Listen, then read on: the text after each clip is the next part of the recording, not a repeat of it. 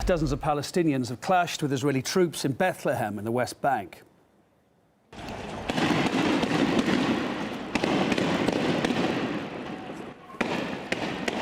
Well, protesters throwing stones at Israeli security forces there. They're responding in turn with stun grenades. In Jerusalem, an Israeli policeman shot and killed a Palestinian man suspected of premeditating a knife attack. An Israeli woman was also injured after being stabbed. Her attacker was shot dead. Let's look at the map. Violence has been breaking out almost daily since last week, mostly in Jerusalem. I think we can go to a map to show you where the latest events have been happening. The yellow dots, there. Yellow dots you can see on that map show where Israelis were stabbed to death. The blue dots, they're places, locations where Palestinians have been killed. In fact, if you total it up, at least 8 Israelis, 30 Palestinians have died since the start of October.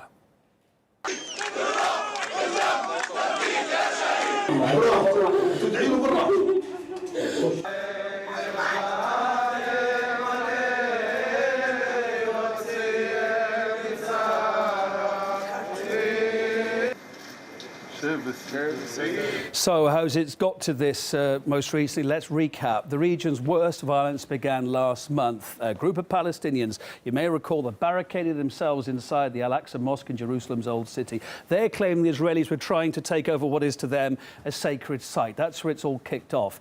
Israel responded by deploying hundreds of police. Now then, those clashes and attacks have spread across the West Bank. And some foreigners have found themselves caught up in the Israeli-Palestinian crossfire too lately. We spoke to one British volunteer who was seriously attacked and injured by a group of Israelis.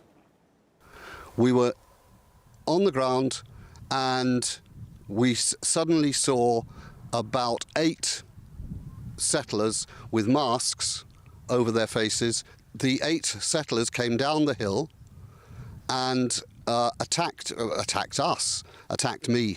My 2 colleagues were there. They were standing. I was sitting on the ground. Settlers came down.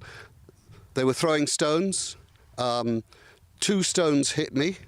And then a young man came very, very close. He stood over me with a rock about this size and threw it down on my head. And then 3 of them kicked me. The settlers were pursuing us. My colleagues were shouting before we were attacked, "We are British." So the settlers knew that we were internationals. They have no excuse to say they thought we were Palestinian. It's not good enough even if we were Palestinian, but we were internationals. We are guests in this country.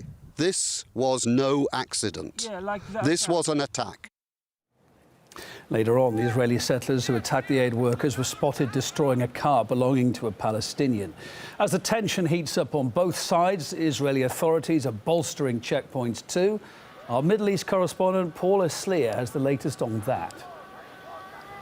The Israeli government is introducing new measures to try and deal with the security situation, and among these is the call-up of hundreds of Israeli soldiers as reinforcements to police on the streets of Jerusalem. I'm at one of the entrances to the Old City, and normally you would not see policemen standing around here. This is a makeshift metal detector that has also been put up here. The police are calling random people to come and have them walk through here. They're also checking the papers and the IDs of particularly people of Arab descent. Now, at the same time, at the entrances to many Arab neighborhoods here in East Jerusalem, roadblocks have been set up.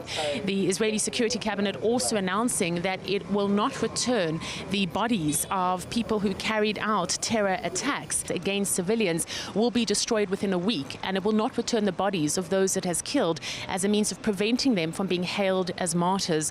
The irony is that this might backfire. Critics say that in closing off Arab areas, you are merely perpetuating the anger and the violence from the grassroots. This so-called Third Intifada is a Palestinian uprising that comes from the ground. It is in being inspired and motivated on social media. Many of those carrying out attacks are youngsters. So, Paula Sleer, RT, Jerusalem.